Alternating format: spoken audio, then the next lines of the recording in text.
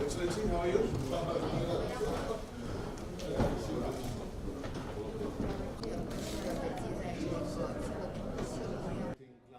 I'm very pleased that China has hosted this event to highlight the huge potential in South-South economic cooperation on climate change. As at a similar event at COP23 last year, I made the point that it is not sufficiently appreciated how significant this cooperation already is and how important it is going to be in all our futures.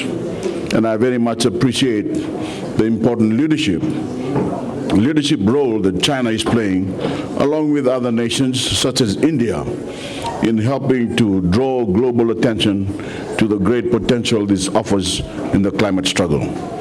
Whether it is through the provision of cleaner energy, modern infrastructure that is more energy efficient, or boosting human resources to better deal with the climate threat.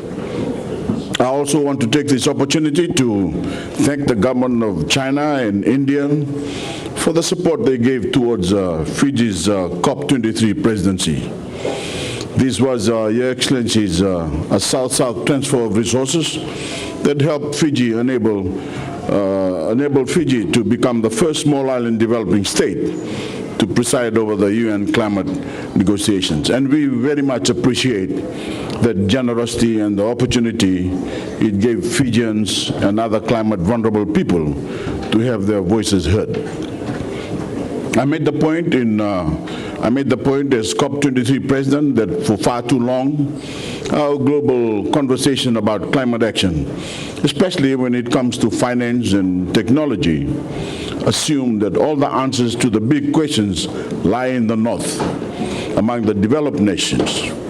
While we have concentrated political and diplomatic effort to move finance and technology from north to south, the fact is that in the real economy, technology, finance, and human resources are moving from south to south in very large volumes.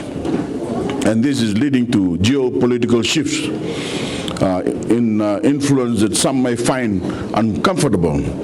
But this is the new reality and should be embraced for the opportunities it offers to billions of people around the world.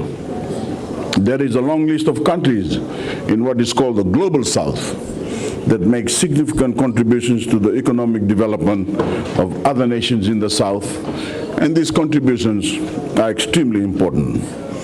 But through the sheer size and economic power, China and India had that list, and we can expect both nations to assume an even greater importance in the years ahead.